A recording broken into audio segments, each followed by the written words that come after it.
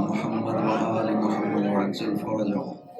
آج 5 ذی ہے اور 11 ذیقات کو مولا تشریف لائے ہیں اس دنیا میں، تو اس لحاظ سے یہ ایام جشن ہے۔ چونکہ پہلی جو ذیقات کی گزری ہے وہ بی بی پاک سلام اللہ علیہ، معصوم قوم سلام اللہ علیہ، اللہم صلی علی محمد و آل محمد وعجل فرجهم کا جشن تولد تھا، لہٰذا یہ ایام سعادت کے ایام ہیں اور معصومین سے منسوب ہیں۔ اس لحاظ سے یہ جشن جو ہے وہ جس دن بھی رکھا جائے معصومین کا جشن ہے، اور اس جشن کی مناسبت سے ہم اپنے مولا و آقا کی خدمت میں تبریک عرض کرتے ہیں اور آپ جملہ مومنین کو بھی مبارکباد عرض کرتے ہیں۔ یہ خوشی کے ایام ہے۔ معصومین نے ارشاد فرمایا ہے کہ آپ ہماری خوشی میں خوش ہوا کریں اور ہمارے غم میں غمگین ہوا کریں۔ یہ ہے معصومین کو ماننا، کہ جس طرح سے معصوم چاہتے ہیں ان کو اسی طرح سے مانا جائے۔ جو دن خداوند عظیم نے خوشی کا قرار دیا ہے وہ ہمارے لیے خوشی کا دن ہے، جس کو خداوند عظیم نے غم کا دن قرار دیا ہے وہ ہمارے لیے غم کا دن ہے۔ ہمارے لیے اپنی ذاتی طور پر نہ کوئی خوشی ہے نہ غم ہے، ہماری ہر خوشی ہر غم تابع ہے خوشی و غم آل محمد کے۔ یہی اس نسبت کا تقاضا ہے جو ہمیں حاصل ہے۔ ہماری اپنی کوئی حیثیت نہیں ہے اس کائنات میں، حیثیت ہے تو صرف اس نسبت کی جو ہمیں ان ہستیوں سے حاصل ہے، اور یہ خوش بختی ہے، سعادت ہے ہمارے لیے کہ خداوند عظیم نے ہمیں یہ توفیق بخشی کہ ہماری نسبت آل محمد کے ساتھ قائم ہے، کہ ہم شیعہ آل محمد کہلاتے ہیں۔ باسعادت ہے وہ زمین، معصومین ارشاد فرماتے ہیں کہ باسعادت ہے وہ زمین جہاں پہ ہمارے چاہنے والے برستے ہیں، اور اس حد تک تعلق ہے شیعہ کا آل محمد کے ساتھ کہ مولا نے یہ خود ارشاد فرمایا۔ رومیلہ بیان کرتا ہے کہ ایک دن میں بخار تھا اور بخار کی حالت میں کچھ طبیعت بہتر ہوئی تو مولا کے پیچھے جمعہ پڑھنے کے لیے چلا گیا۔ خطبہ دے رہے تھے حضرت امیر المومنین علیہ السلام، اور دوبارہ بخار آ گیا مجھے اور میری حالت بہت بری ہو گئی۔ نماز کے بعد خصوصیت کے ساتھ مجھے روک کر کے پوچھا، رومیلہ کیا ہوا تھا بخار میں، کہ اس جمعے کی حالت میں کیا ہوا تھا؟ عرض کیا مولا بخار ہو گیا تھا، پہلے بھی بخار تھا، آپ کے خطبے میں شرکت کے لیے حاضر ہو گیا، پھر دوبارہ ہو گیا۔ تو آپ نے فرمایا رومیلہ پتہ ہے تم میں سے جب کوئی بیمار ہوتا ہے تو ہم تمہارے بیماری میں بیمار ہو جاتے ہیں۔ میں نے عرض کیا کہ مولا یہاں پہ جو آپ کے اطراف میں بستے ہیں یہ ان کے لیے فرما رہے ہیں؟ نہیں، فرمایا ایسے نہیں ہے، ہمارا چاہنے والا مشرق میں ہو یا مغرب میں ہو، جہاں پہ بھی ہو، تمہاری بیماری میں ہم بیمار ہوتے ہیں، تمہارے غم میں ہم غمگین ہوتے ہیں۔ یہ تعلق ان کی طرف سے تو اس طرح سے ہے، کمی اگر کوئی ہے تو وہ ہماری طرف سے ہوتی ہے، اور اگر ہماری طرف سے بھی اسی شدت کے ساتھ ہو تو یقین کریں کہ وہاں پہ مسلسل ذکر رہتا ہے اگر کوئی اس طرح کا ماننے والا ہو۔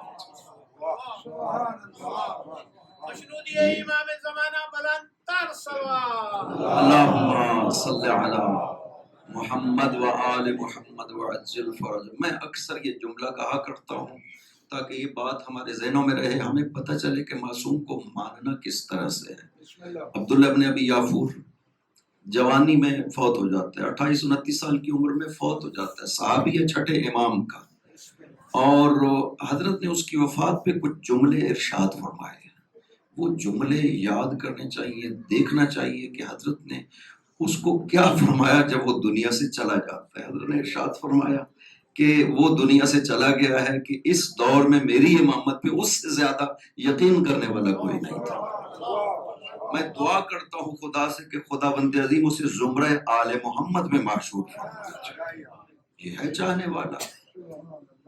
اور اس کے بارے میں بھی ہے، اس نے ایک دن یہ کہا تھا، پوچھا گیا تھا امام کے بارے میں کیا سمجھتے ہو امام کو، اس نے کہا میرے سامنے انار کے 2 ٹکڑے کریں امام اور مجھے ارشاد فرمائیں کہ یہ آدھا ٹکڑا خدا فرماتا ہے حرام ہے اور یہ آدھا خدا فرماتا ہے حلال ہے، میرے دل میں ذرہ برابر بھی شبہ پیدا نہیں ہوگا اپنے امام کے بارے۔ ایسا یقین ہونا چاہیے۔ ابن ابی نصر خدمت امام میں پہنچ، یہ عیسائی سے مسلمان ہوا تھا اور ماننے والا بن گیا امام رضا علیہ السلام کا۔ ان 3 اصحاب میں سے جن کے بارے میں ہے کہ یہ اگر روایت مرسل بھی کہے تو مان لی جائے گی، ابن ابی نصر بزنتی ان میں سے ہے۔ ایک دن گیا حضرت کی خدمت میں سلام عرض کرنے کے لیے، بیٹھا رہا، مسائل پوچھتا رہا، تھوڑی دیر ہو گئی، اجازت مانگی، یبن رسول اللہ اجازت ہے چلا جاؤں؟ آپ نے فرمایا بزنتی ہے، تری رک جاؤ آج۔ اس نے عرض کیا مولا میں تو یہی چاہتا تھا، آپ فرما رہے ہیں، میرے لیے سعادت تھا میں رک جاؤں۔ خادم کو ارشاد فرمایا کہ جاؤ بزنتی کو میری جگہ پر، میرے بستر پر، اس تکیے پر جس پر میں سوتا ہوں، وہ لحاف جو میں لیتا ہوں وہ اسے دو۔ لیٹ گیا نا جب بستر پہ، دل میں سوچ رہا تھا من مثلی مجھ جیسا کون ہے کہ امام نے مجھے کہا میں رات رک جاؤں امام کے پاس، اور اپنا بستر امام نے مجھے پیش کیا، مجھ جیسا کون ہے؟ امام نے آواز دی بزنتی یہ مت سوچو، کل شیعہ پہ اپنے آپ کو فخر بنا کر کے نہ پیش کرنا کہ امام نے اس طرح سے کیا ہے۔ یہ ہے حضرت مولا امیر المومنین صلی اللہ علیہ وسلم زید بن سوحان کی عیادت کو اس کے گھر چلے گئے، بیمار ہو گئے، اس کی عیادت کے لیے اس کے گھر تشریف لے گئے، وہ دل میں خوش ہو رہا ہے کہ علی میرے پاس تشریف لائے میری عیادت کے لیے۔ حضرت نے یہ جب اس کے خیالات کو دیکھا نا، فرمایا کبھی فخر نہ کرنا کہ علی تیرے گھر آیا تیری عیادت کے لیے، دوسروں کے سامنے اس کو فخر بنا کر کے کبھی بھی پیش نہ کرنا۔ یہ ہے اگر انسان ائمہ کے لیے مخلص ہو، اس طرح سے ہے۔ حضرت جب مرد تشریف لے جا رہے تھے نا مدینہ سے، راستے میں دیکھا کہ ایک جنازہ جا رہا، اترے ہودج سے، کجاوے سے اترے، تشریف لے گئے، کہا جنازے کو زمین پہ رکھو، جنازوں کو زمین پہ رکھا گیا، کفن کھولا، بوسے لیے اس کے چہرے، اس کے بعد فرمایا اب لے جاؤ اسے۔ واپس تشریف لائے، ساتھیوں نے پوچھا یبن رسول اللہ، جانتا تھا، خدمت میں پہنچا تھا کہیں مدینہ میں یا کہیں اور پر؟ کہا نہیں، کہیں بھی خدمت میں نہیں پہنچا تھا۔ کہ ابن رسول اللہ اس طرح کا ہمارے چاہنا والا ہے نا، ہم ان کی ریح اور روح سے محبت کرتے ہیں اپنے چاہنے۔ پانچویں امام نے یہی ارشاد فرمایا، چھٹے امام نے، انی احب ریحکم و روحکم، ہم تمہاری خوشبو سے محبت کرتے ہیں، ہم تمہاری روحوں سے محبت کرتے ہیں۔ اگر آپ محبت کرتے ہیں آل محمد سے تو وہ بھی اسی طرح سے محبت کرتے ہیں۔ لہٰذا یہ ہستیاں خدا بند عظیم، یہ فخر ہے ہمارے لیے اور اس زمین پر کہ خدا نے ان ہستیوں کو زمین پر نازل کیا۔ زیارت جامعہ کا یہ لفظ کہ خلقکم اللہ انوارا، خدا نے آپ کو نور خلق کیا، وکنتم بعرشہ محدثین، اور آپ کی جگہ خدا نے اپنے عرش میں قرار دی تھی، وہاں تسبیح و تقدیس کرتے تھے۔ فمن اللہ بکم علینا، خدا نے ہم پر احسان کیا کہ آپ کو زمین پر نازل کیا ہے۔ یہ ہستیاں اس طرح سے تھیں، ان کو ہمارے اور اپنے بیچ میں وسیلہ اور واسطہ بنا کر کے زمین پر بھیجا کہ جاؤ میرے بندوں کو میری تسبیح و تقدیس، میری عبادت، میری معرفت عطا کرو۔ کسی نے آ کر کے امام رضا علیہ السلام سے عرض کیا، یبن رسول اللہ، رب کے بارے میں ارشاد فرمائی، خدا کیسا ہے؟ فرمایا خدا نہ جسم ہے نہ جسمانی خصوصیات رکھتا ہے، نہ حرکت رکھتا ہے نہ سکون رکھتا ہے، نہ سوتا ہے نہ کھاتا ہے نہ پیتا ہے۔ اس نے جب یہ کہا، حضرت نے جب یہ فرمایا تو اس نے کہا کہ یبن رسول اللہ اس کا مطلب ہے خدا ہے ہی نہیں، یہ تو کوئی چیز تو ہونی چاہیے نا ان میں سے، یہ سب ضد و نقیض ہے، نہ حرکت ہے نہ سکون، اس کا مطلب ہے شے کوئی نہیں ہے جو نہ حرکت رکھتی ہو نہ سکون رکھتی ہو۔ آپ نے فرمایا یہی فرق ہے ہم میں اور تم میں، تم نے اس میں مخلوق کی صفات کو نہ دیکھا، اس کا انکار کر دیا ہے، ہم نے اس کو خدا مانا ہی اس لیے ہے کہ مخلوق کی صفات نہیں پائی جاتی ہے۔ کون اس طرح سے توحید کو بیان کر سکتا ہے؟ کون اس طرح سے خدا کو بیان کر سکتا ہے؟ اس لیے معصوم نے فرمایا بنا عرف اللہ و بنا عبید اللہ، لولا لما عرف اللہ ولما عبید اللہ، ہمارے ذریعے سے خدا کو پہچانا گیا ہے، ہمارے ذریعے سے خدا کی عبادت ہوئی ہے، اگر ہم نہ ہوتے نہ خدا کو پہچانا جاتا نہ خدا کی عبادت ہو پاتی۔ خدا کی عبادت کون کر سکتا ہے؟ حق عبودیت خدا کون ادا کر سکتا ہے؟ خدا خود قرآن میں ارشاد فرماتا ہے سبحان اللہ عما یصفون، یہ جو خدا کی وصف بیان کرتے ہیں خدا اس سے پاکیزہ ہے، خدا اس سے منزہ ہے۔ جو لوگ وصف بیان کرتے ہیں شرک کرتے ہیں، خدا کی وصف بیان کرتے ہیں۔ کتنی چھوٹی سی بات میں اکثر کہا کرتا ہوں اللہ اکبر، اس کا ہم کیا معنی لیتے ہیں؟ اللہ اکبر آپ 360 مرتبہ اگر پوری نمازیں پڑھیں نوافل کے ساتھ، روزانہ 360 مرتبہ اللہ اکبر کہتے ہیں۔ پوچھیں لوگوں سے کیا مطلب ہے اللہ اکبر کا؟ چھٹے امام سے کوئی شخص آ کر کے سوال کرتا ہے آپ نے فرمایا کہ تم بتاؤ اللہ اکبر کا کیا معنی ہے، لوگ کیا سمجھتے ہیں اللہ اکبر سے؟ کہا لوگ یہی کہتے ہیں اللہ اکبر من کل شیء، کہ خدا ہر چیز سے بڑا ہے۔ فرمایا یہ شرک ہے، یہ توحید نہیں ہے اللہ اکبر ہے۔ اگر یہ معنی کرو کہ شرک ہو جائے گا، اس لیے کہ آپ نے خدا کو باقی مخلوق سے مقایسہ کیا، مقابلے میں رکھا، یہ چیز ایک دوسرے کے ساتھ رکھی، کہا یہ بڑی ہے یہ چھوٹی ہے۔ اس طرح کہنا چاہتے ہو کہ خدا ہر چیز سے بڑا، یعنی باقی چیزیں چھوٹی ہیں اور خدا ان سے بڑا ہے، یہ تو مقایسہ کر رہے ہو خدا کو، یہ کمپیریزن ہے خدا کا مخلوق کے ساتھ، یہ شرک ہے۔ اس نے کہا یا ابن رسول اللہ آپ فرمائیے اللہ اکبر کے کیا معنی ہے؟ فرمایا اللہ اکبر من ان یوسف، یہ معنی ہے اللہ اکبر کا کہ خدا اس سے بزرگ و برتر ہے کہ کوئی اس کی وصف کو بیان کر سکے۔ معصوم بیان کر، نعرہ تکبیر، اللہ اکبر، نعرہ رسالت، یا رسول اللہ، نعرہ حیدری، یا علی، انت سلام۔ اللہم صلی علی محمد و آل محمد وعجل فرج۔ یہ ہے معرفت خدا جو معصوم نے ارشاد فرمایا۔ چھٹے امام کا خطبہ بھی ہے اور امیر المومنین علیہ السلام کا خطبہ بھی ہے، ناجر البلاغہ کا دوسرا خطبہ، کہ کس طرح سے توحید خدا کو بیان کیا۔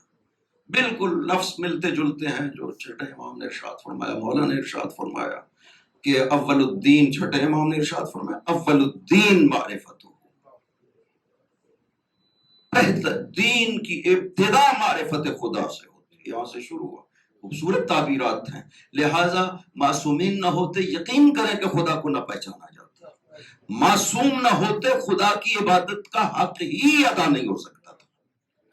لہٰذا یہ ہستی ائمہ ظاہرین میں سے ایک بات ذہن میں رکھے کہ ائمہ تمام کے تمام علم کے لحاظ سے سب برابر ہیں، یہ اصول ہے، یہ ضابطہ ہے۔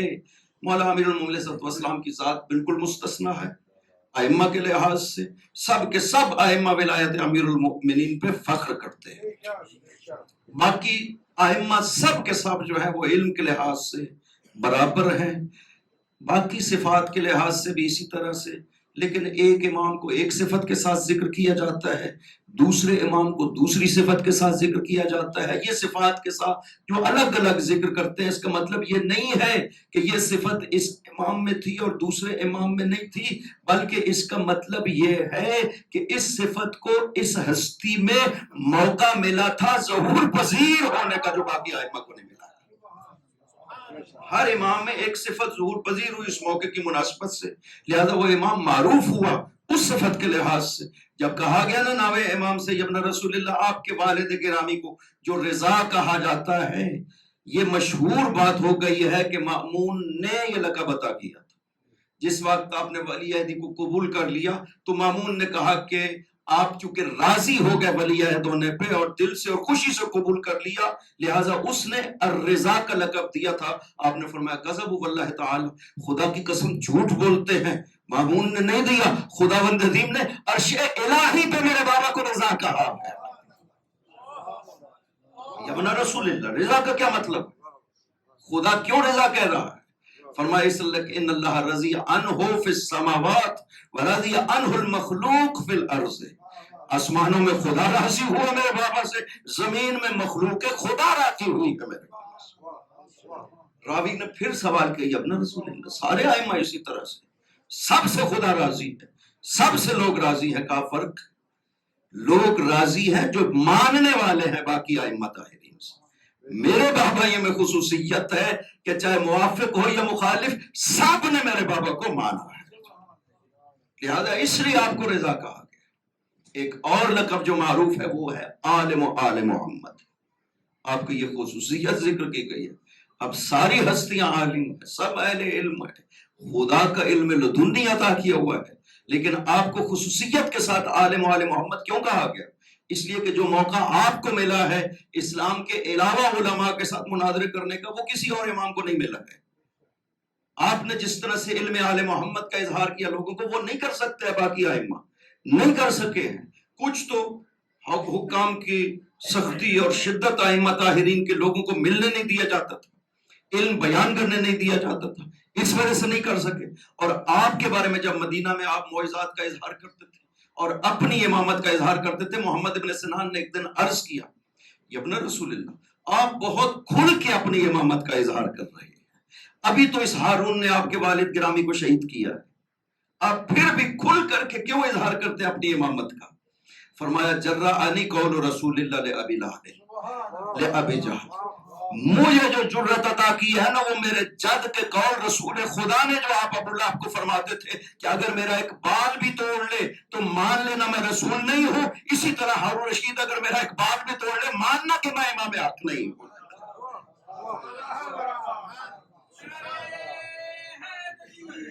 یا علی یا علی. چھٹے امام اللہم صلی علی محمد و آل محمد وعجل. چھٹے امام ارشاد فرماتے ہیں ساتویں امام سے اپنے بیٹے سے, انا لفی صلبک عالم آل محمد لو ادرکتہ سمیع امیر المؤمنین. تیری صلب میں آل محمد کا عالم ہے, کاش میں اسے پا لیتا. علی ابن ابی طالب کا ہم نام ہے, سمیع امیر المؤمنین. چھٹے امام نے کہا عالم و آل محمد لو ادرکتو, چونکہ آپ کا جو تشریف لائے ہیں دنیا میں یہ 11 ذوالقعدہ کو 148 ہجری, یہ وہی سال ہے جس میں مولا کی شہادت ہوئی, امام جعفر صادق علیہ السلام کی. اسی 148 میں شہادت ہو گئی, یعنی 2 مہینے پہلے مولا کے تشریف لانے سے امام جعفر صادق علیہ السلام کی شہادت ہو گئی تھی. 1 مہینہ بھی نہیں ہوا بلکہ کم دن ہوئے, تھوڑے دن ہوئے. تو یہ 148 ہجری میں 11 ذوالقعدہ کو آپ آئے تو خود امام صادق علیہ السلام فرماتے ہیں لو ادرکتو, کاش میں اسے پا لیتا. یہ آپ کی صلح میں عالم آل محمد ہے. ساتویں امام اکثر اپنی اولاد کو جمع کر کے کہتے تھے ان اخاکم علی عالم و آل محمد ہے فاسألوہ, آپ کا بھائی علی آل محمد کا عالم ہے, اس سے سوال کیا کرنا اپنے دین کے بارے میں. اور بہت کھل کر کے آپ نے معجزات کا اظہار کیا. ائمہ کی تاریخ میں اس طرح سے معجزات کا اظہار باقی ائمہ سے کم ملتا ہے. یہی وجہ ہے کہ جب شہادت ہو جاتی ہے نا امام موسیٰ کاظم علیہ السلام کی زندان میں, اللہم صلی علی محمد و آل محمد وعجل, مولا کی شہادت سے چند دن پہلے محمد ابن فضل ہاشمی آپ کی خدمت میں پہنچا بغداد, ملاقات کی, زیارت کی. آپ نے ارشاد فرما دیا محمد ابن فضل ہاشمی کو کہ میری شہادت ہونے والی ہے, کچھ خاص امانتیں ہیں, یہ لے جانا مدینہ اور میرے بیٹے علی کو جا کر کے حوالے کرنا. میرے بعد تمہارا امام اور حجت الہی علی ہے میرا بیٹا. محمد ابن فضل شہادت امام کے بعد مدینہ میں حاضر ہوتا ہے آپ کی خدمت میں, سلام عرض کرتا ہے اور عرض کرتا ہے کہ میں آپ کی بابا کی خدمت میں تھا چند دن پہلے آپ کی شہادت سے. تو پھر کہتا ہے یا ابن رسول اللہ, میں بصرہ جب واپس جاؤں گا تو لوگ مجھ سے سوال کریں گے آپ کی امامت کے حوالے سے, چونکہ ساتویں امام شہید ہوئے ہیں تو اگلے امام کے حوالے سے لوگ سوال کریں گے. تو یا ابن رسول اللہ کوئی علامت آپ ارشاد فرما دیجئے نا تاکہ لوگوں کے اطمینان کے لیے میں انہیں بتا سکوں. آپ نے ارشاد فرمایا لوگوں سے کہنا جس دن تم بصرہ میں داخل ہوگے ٹھیک اس سے تیسرے دن میں خود بصرہ آؤں گا, لوگوں سے ملاقات کروں. محمد نے اور پھر کچھ علامتیں, ائمہ کی خصوصیات, اسلحہ اور وہ باقی جو لباس ہے وہ آپ نے دکھائے. اور پھر جب محمد ابن فضل واپس پہنچا اور لوگ حسن ابن محمد ہاشمی کے گھر میں جمع ہو گئے اور اس سے سوالات کیے امام کے بارے میں, اس نے کہا کہ امام علی ابن موسیٰ رضا علیہ السلام ہے اور مجھے حضرت نے یہ ارشاد فرمایا ہے کہ میں جس دن بصرہ میں داخل ہوں گا ٹھیک اس سے تیسرے دن امام خود تشریف لائیں گے. عمرو ابن حداب ایک ناصفی تھا وہاں پر, اس نے کہا کہ کیا ضرورت ہے, وہ ایک جوان ہے اس کو امام ماننے کی, یہ حسن ابن محمد ہاشمی یہ بزرگ بنی ہاشم بیٹھتا ہے اسی کو امام مانو. حسن نے کہا تم ایسی بات مت کرو, خداوند عظیم نے جو اس کو عطا کیا نا وہ ہم میں نہیں ہے. تیسرا دن حسن ابن محمد ہاشمی کے گھر میں تمام شیعہ جمع ہو گئے اور ظہر کے بعد جو ہے وہ حضرت ایک مرتبہ داخل ہوئے ہیں گھر میں, سب کو سلام کیا. جب حضرت وارد ہو گئے اور لوگوں نے جب دیکھا کہ حضرت تشریف لائے ہیں انہوں نے کہا کہ یا ابن رسول اللہ آپ کی امامت کے ثبوت کے لیے یہی سب سے بڑی دلیل ہے, ہمیں کچھ اور دلیل نہیں چاہیے, چونکہ آپ نے وہاں پہ اسے ارشاد فرمایا اور اس وعدہ کے مطابق آج پہنچ گئے. حضرت نے فرمایا میں نے زور کی نماز مدینہ میں پڑھی ہے اور حاکم مدینہ سے ملاقات ہوئی ہے اور دوسری ملاقات عصر کی نماز کے بعد طے ہے، جا کر کے مدینہ اس سے ملنا ہے۔ لیکن اسے کافی نہ سمجھو، تم مجھ سے سوال کرو، جمع جو ہوئے ہو، میں آ گیا ہوں، آؤ مجھ سے سوال کرو۔ جب یہ کہا تو عمرو بن حداب نے کہا کہ ہم نے آپ کے بارے میں سنا ہے، یہ محمد ابن فضل کہتا ہے کہ آپ نے 2 دعوے کیے، ایک تو یہ ہے کہ آپ جو بھی خدا نے آسمان سے کتاب نازل کی ہے آپ اس کے عالم ہیں، اور دوسرا انت تکلم بکل لغت و لسان، آپ ہر لغت اور زبان میں گفتگو کر سکتے ہیں۔ یہ 2 باتیں محمد ابن فضل نے آپ سے کہی۔ آپ نے فرمایا صدق، اس نے درست کہا ہے، میں نے خود اسے کہا تھا یہ کہ میں تمام کتب الہی کا عالم ہوں اور ہر لغت و زبان میں گفتگو کر سکتا ہوں۔ انہوں نے کہا پھر ہم نے بندوبست کیا ہوا 4 زبانوں کے افراد یہاں پہ موجود ہیں، فارسی ہے، ترکی ہے، رومی ہے، ہندی ہے، یہ 4 موجود ہیں، آپ ان سے گفتگو کریں۔ ایک ایک شخص آتا رہا، حضرت نے اس کی زبان میں گفتگو کی اور اس نے یہ کہا کہ مجھ سے زیادہ فصیح انداز میں میری زبان کو بولتے ہیں۔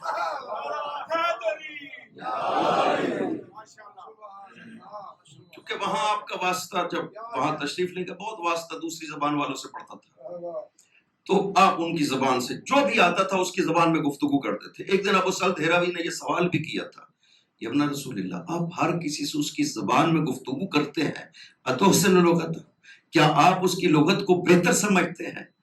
آپ نے فرمایا ان اللہ جعلنی حجتا علی خلقہ، خدا نے مجھے اپنی مخلوق پہ حجت بنایا ہے، اگر میں ان کی زبان کو نہ جانوں تو مجھ میں اور ان میں فرق کیا رہ جاتا ہے کہ میں امام بن جاؤں۔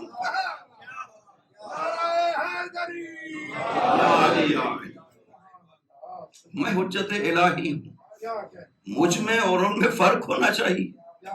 خدا بند عظیم، اور تم نے سمجھا نہیں مولا امیر نے کیا فرمایا تھا، اوتینا فصل الخطاب، ہم ائمہ کو خدا بند عظیم نے فصل خطاب عطا کیا ہے۔ یہ خصوصیت جو مولا امیر نے ذکر کی، اس کا مطلب کیا ہے؟ یہی فصل خطاب ہے، دنیا کی ہر زبان کا علم عطا کیا ہے خدا بند عظیم نے۔ حضرت سلیمان نے قرآن میں کہتے ہیں، خدا نے نقل کی حضرت سلیمان سے، ایھا الناس علمنا منطق الطیر، لوگوں ہمیں پرندوں کی بولیاں سکھائی ہے، خدا نے علم عطا کیا ہے، پرندے بولتے ہیں ہم سمجھتے ہیں۔ یہ حضرت سلیمان قرآن میں کہہ رہے ہیں، یہ کوئی قصے کہانیاں نہیں ہے کہ انسان کہے کہ ائمہ کے بارے میں اگر اس چیز کے قائل ہو جائے تو یہ ہماری طرف سے بنائے ہوئے قصے کہانیاں ہیں۔ خدا نے کیوں مثالیں ذکر کی ہے قرآن کریم میں انبیاء کی؟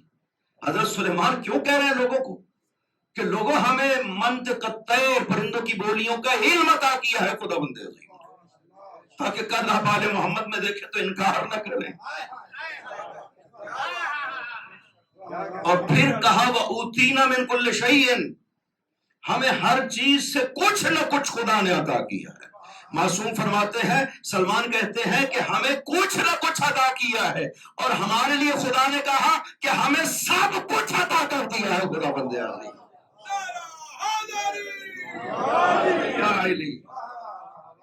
فیہ تبیان لکل شیء، ہمیں قرآن دیا ہے جس میں سب کچھ موجود ہے۔ لہذا معصوم جب 4 افراد سے گفتگو ہو گئی، اس نے کہا عمرو بن حداب نے کہ آپ دعوی غیب کرتے ہیں، آپ کے بارے میں کہا جاتا ہے کہ آپ غیب جانتے ہیں، ولا یعلم الغیب الا اللہ، اور خدا کے علاوہ کوئی غیب نہیں جانتا ہے۔ آپ نے فرمایا خدا بند عظیم قرآن میں فرماتا ہے عالم الغیب سورہ جن میں، فلا یظہر علی غیبہ احدا الا من ارتضی من رسول، خدا عالم غیب ہے، اپنے غیب پر کسی کو مطلع نہیں کرتا مگر جس رسول کا انتخاب خود کر لیتا ہے خدا بند عظیم۔ فرسول اللہ المرتضی و نحن ورثۃ ذلک الرسول، وہ مرتضی رسول ہے، ہم اسی رسول کے وارث ہیں، ہم ما کان کو بھی جانتے ہیں، ما یکون کو بھی جانتے ہیں، قیامت تک کے لیے جو آنے والے واقعات ہیں ہم سب کا علم رکھتے ہیں۔ یا علی اللہم صلی علی محمد و آل محمد۔ سے درخواست ہے کہ وہ آگے آگے آ جائیں کیونکہ دروازے میں جگہ نہیں رہی ہے۔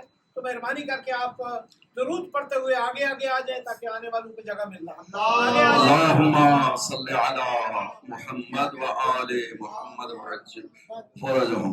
बड़े ताजील ज़ुहूर इमाम ज़मान। सलवात पढ़िए मोहम्मद व आले मोहम्मद। अल्लाहुम्मा सल्ली अला मुहम्मद व आले मुहम्मद वअज्जिल फरजहुम फ़अलिमना मा कान व मा यकूनु इला यौमिल क़ियामह। हम इल्म रखते हैं वो जो इस कायनात में हो चुका है और उसका भी जो कयामत तक के लिए होने वाला है। हम उसने कहा मैं नहीं मान सकता, खुदा की खुसूसियत है, मैं नहीं मानता हूं। आपने फरमाया अगर मैं तुम्हें कहूं कि तुम अनकरीब अपने एक रिश्तेदार के कत्ल के जुर्म में पकड़े जाओगे, मान लोगे? उसने कहा नहीं मानूंगा। फरमाया मैं तुम्हें बताता हूं ये ठीक 5 दिन के बाद होना है, फिर तुम झूठी कसम उठाओगे, तुम बरस का शिकार हो जाओगे, फिर आखिर उम्र में अंधे होकर के इस दुनिया से जाओगे। बाद में यही हुआ। अम्र इब्न हत्ताब 5वें दिन अपने कत्ल, एक रिश्तेदार के कत्ल के जुर्म में जेल में गया, बरस का शिकार हुआ झूठी कसम उठाने की वजह से, और अंधा हो गया। जब ये तीनों सजाएं हो चुकी थी, जब उससे कहा गया ना अम्र इब्न हत्ताब जो कहा था इब्न रसूल ने वो पूरा हुआ है या नहीं? उसने कहा जब कह रहे थे मुझे यकीन था कि ये होगा जैसे कह रहे हैं। दुश्मन भी मानते हैं, जब कहते हैं कि वो कभी झूठ नहीं बोलते हैं, जो फरमाते हैं वही होता है। मुतवक्किल ने दुआ करवाई थी 7वें इमाम से कि मेरे लिए जिंदगी की दुआ करें। शेरों के आगे डाल दिया था, फिर भी कहता मेरे लिए जिंदगी की दुआ करें। आपने 20 साल के लिए दुआ दी थी उसे। इस तरह से है मासूम खुदा भी। दुश्मन भी मानते हैं कि जैसा ये फरमा देते हैं वैसा हुआ करता है। ये मैं एक बात कहा करता हूं कि इमाम हक की पहचान क्या है? इमाम हक हमारे लिए रसूल खुदा की जात का तर्जमान है, हमारे लिए दीन खुदा, किताब खुदा को बयान करने वाला है इमाम हक। उसकी पहचान ही यही है कि मुझे वो बताए कि रसूल इबादत कैसे किया करते थे, रसूल ने दीन को कैसे बयान किया है। ये एक मशहूर वाकया है, अक्सर मैं जिक्र किया करता हूं कि एक दिन जनाब खलीफा दोम का दौर है और एक शख्स आया, यहूदी था, और उसने आकर के मस्जिद में कहा कि मैं हूं हजरत हारून की औलाद में से, मैं तहकीक कर रहा हूं, इस्लाम के बारे में भी पूछने आया हूं, अगर मुझे हक्कानियत नजर आई इस्लाम कबूल कर लूंगा। उन्होंने कहा ये खलीफा रसूल बैठे हैं, आप उनसे सवाल करें। उसने कहा कि आप जो इस जगह पे बैठे हैं, मेरा आपसे सवाल है, अंत अअलमुन नास बअद रसूलिल्लाह बिअम्रिही व किताबिही, क्या तुम रसूल के बाद अम्र रसूल खुदा यानी रिसालत रसूल खुदा और किताब इलाही को इस उम्मत में सबसे ज्यादा जानते हो? ये एक मर्तबा चुप कर गए। उसने फिर दोबारा वही सवाल किया, कहा तुम्हें मसला क्या, तुम वो बताओ। कहा नहीं, मैं चूंकि अपनी किताबें पढ़ के आया हूं, मेरे जद हारून के हाथ की लिखी हुई हजरत मूसा ने लिखवाई है, वो किताबें मैंने पढ़ी है। जो भी नबी का जानशीन होता है ना, वो नबी की रिसालत और किताब नबी को सबसे ज्यादा जानने वाला होना चाहिए। ये मैंने अपने जद की किताबों में पढ़ा। तुम बताओ तुम वैसे हो? कहा नहीं, मैं वैसा नहीं हूं। वो जो जवान मस्जिद में बैठा है ना, मौला तशरीफ फरमाते, इस जवान के पास जाओ, जैसा तुम कहते हो ना वो वैसा है।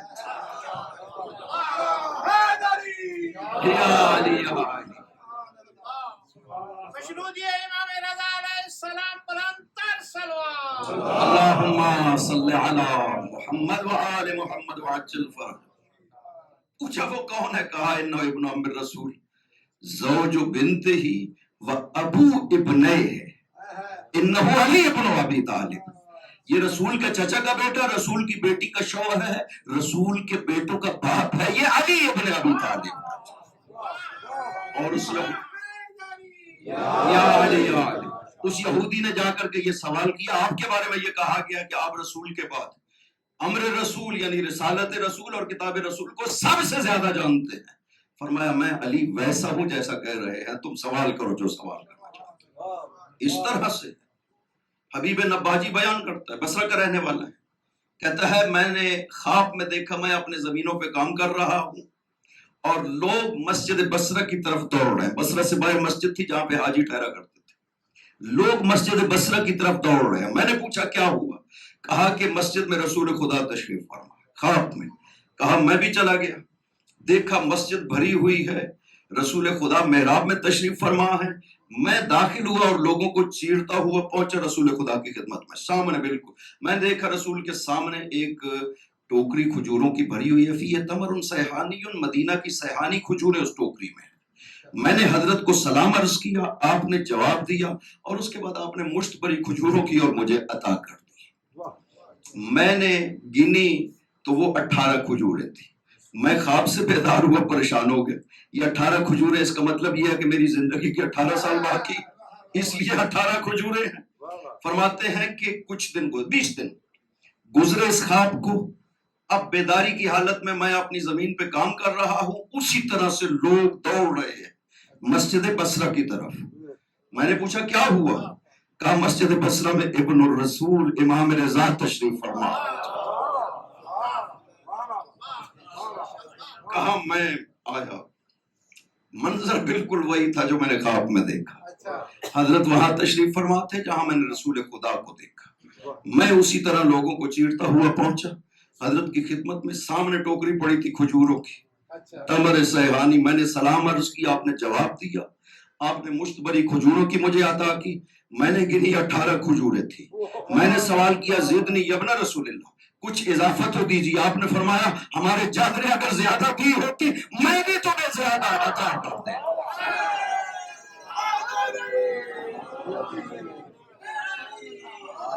یا علی یا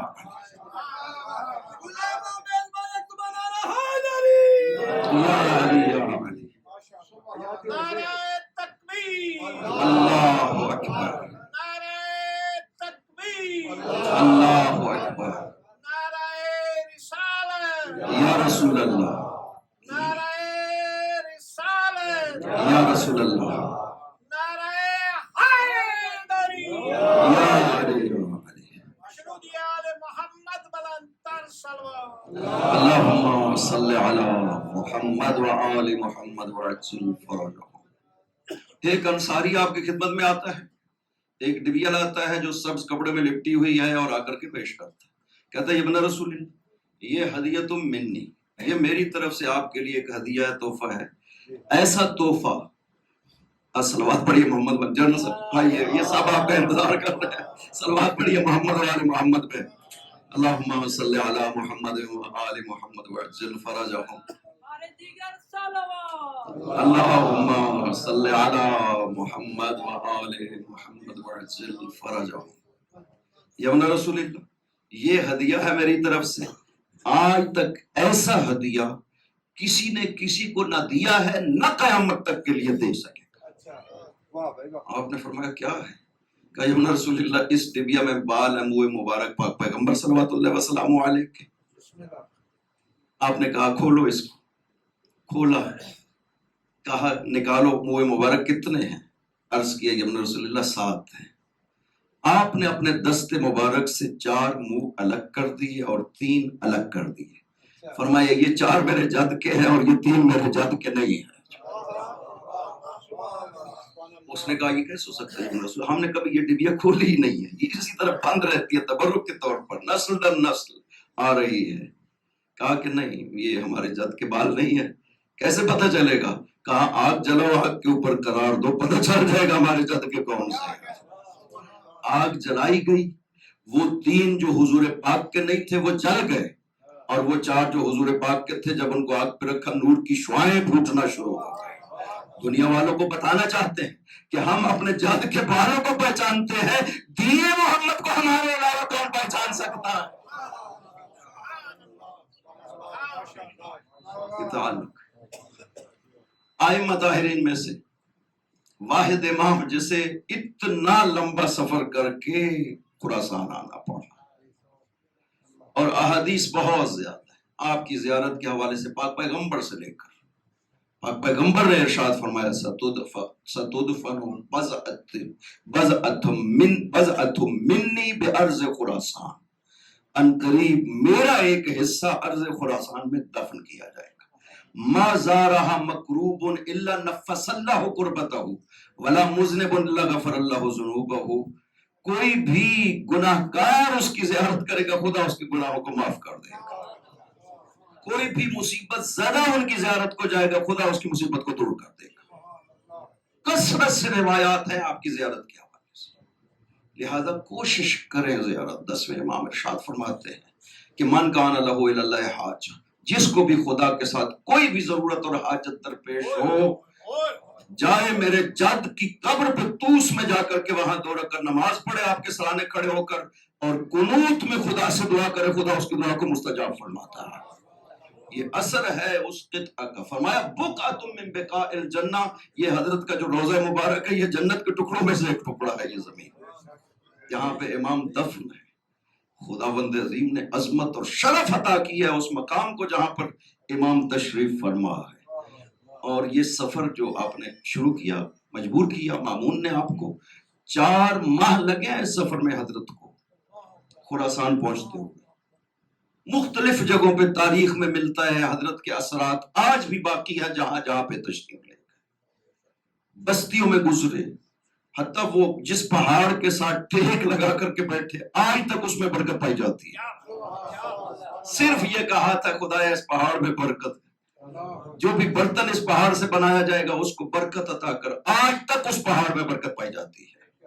یہ اثرات ہیں، اور عجیب بات ہے جہاں جہاں لوگوں کو پتا چلتا تھا کہ آپ تشریف لا رہے ہیں، دنیا جمع ہو جاتی تھی، اپنے موافق مخالف سب جمع ہو جاتے تھے اور گریہ اور چیخیں مار کر کے روتے تھے کہ رسول آ رہے ہیں، رسول کا نواسا، رسول کا بیٹا آ رہا ہے، رسول یاد آ جاتی ہے آپ کو دیکھ کر کے۔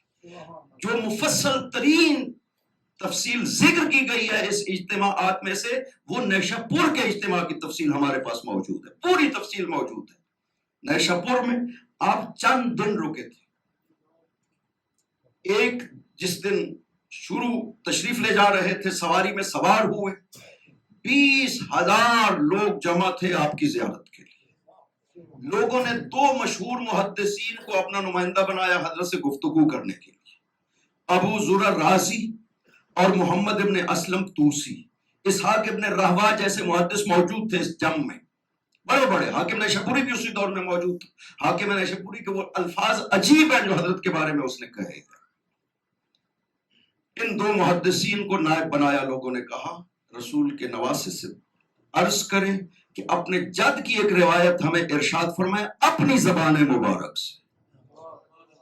لکھنے کے لیے قلم آمادہ ہو گئے، حضرت نے کجاوے کا پردہ ہٹایا، رخ مبارک ظاہر ہوا۔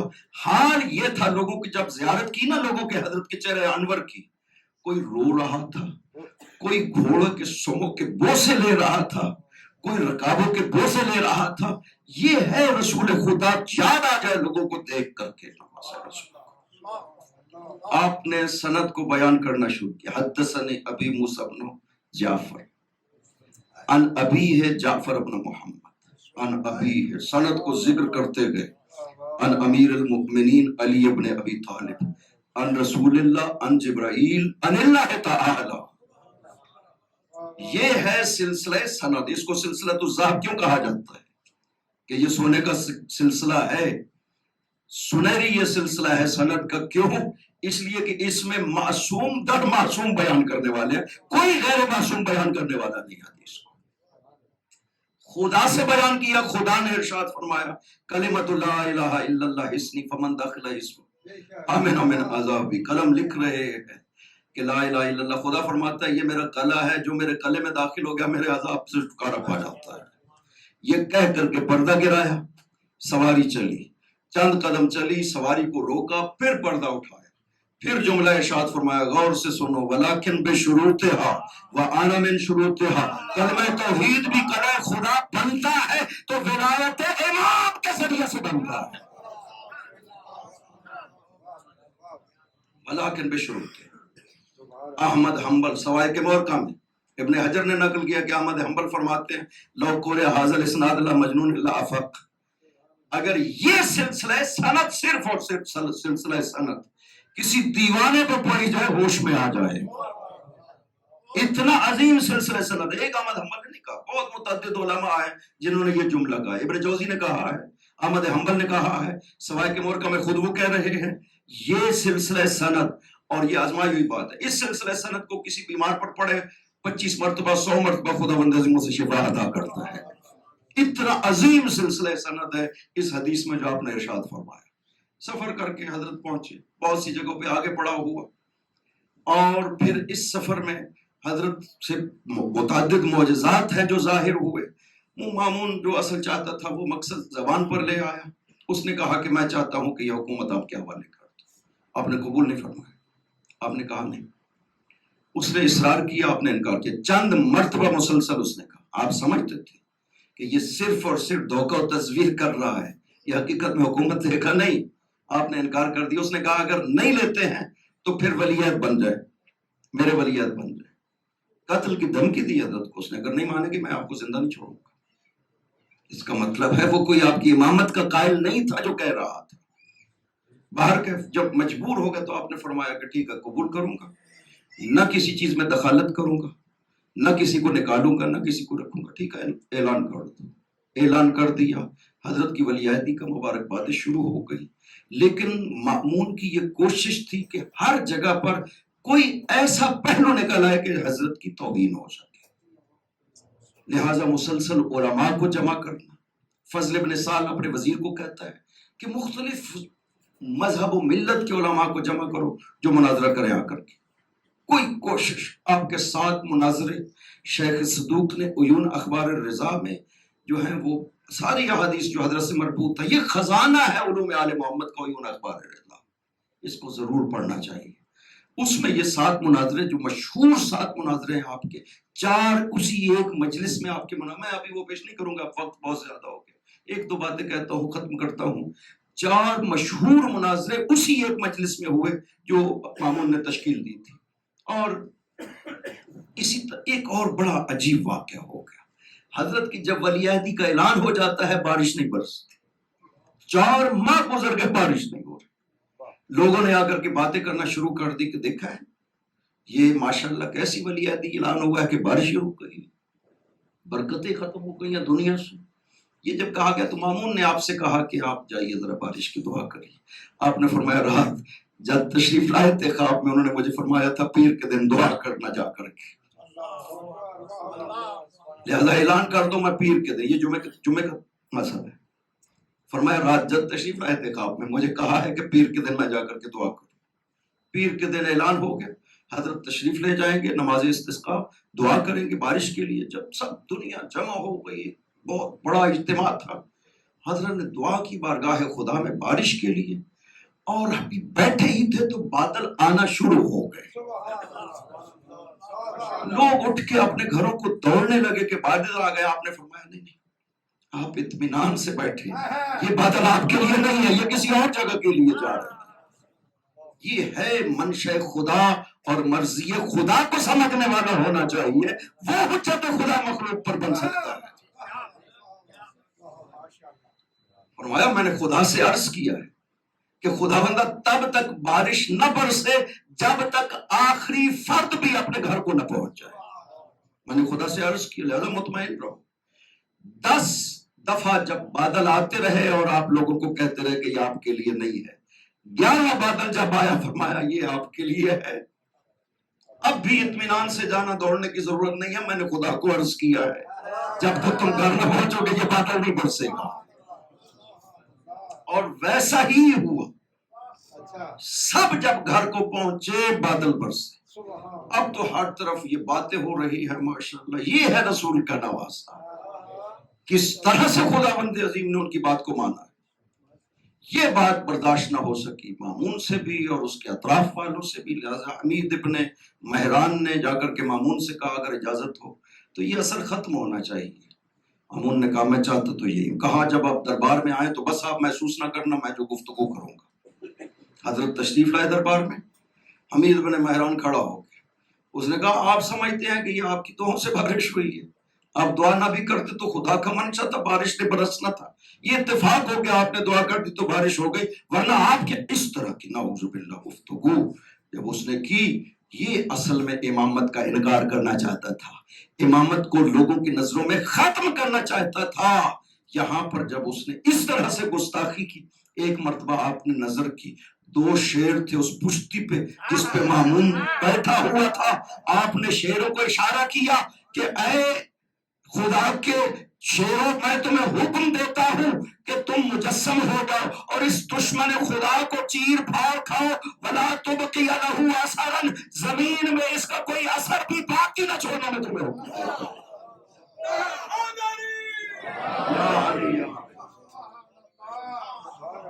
حکم ہوا تو شیر مجسم ہو گئے، اس کو چیر پھاڑ کر کے کھا گئے۔ قالین پہ جو اس کا خون گرا تھا نا، زبان سے چاٹ کر نشان ختم کر دیا، جو کہ معصوم نے فرمایا تھا وَلَا تُبْقِيَ لَهُ أَثَرًا، اس کا کوئی اثر باقی نہ چھوڑنا، اثر بھی ختم کر دیا۔ اور مامون نے جب یہ دیکھا بے ہوش ہو گیا۔ شیروں نے اشارہ کیا سر سے، یمنا رسول اللہ اس کے بارے میں کیا فرماتے ہیں؟ یا علی فرمایا ابھی یہ تقدیر الہی میں نہیں ہے، ارجع، تم اپنی جگہ پہ واپس لوٹ جاؤ۔ شیر شیر بن گئے، واپس تصویر کی صورت میں چلے گئے۔ یہ کون سی چیز تھی جس نے شیروں کو مجسم کر دیا؟ اسی کو ولایت تکوینی کہتے ہیں، جو خدا نے معصوم کو قدرت عطا کر دی، اس کائنات میں جہاں چاہے تصرف کر سکتے ہیں۔ محدود نہیں رکھا ہے خدا بند عظیم نے معصومین کو، ان کو حجت بنایا ہے، شاہد علی الخلق بنایا ہے، امین فی البلاد قرار دیا ہے خدا بند عظیم نے۔ یہ معرفت امام ہے۔ ہم خدا بند عظیم سے دعا کرتے ہیں، بارے الہ ہمارے دلوں میں معرفت امام میں اضافہ فرما، نور ولایت آل محمد میں اضافہ فرما، بارے الہ جو بھی امام کی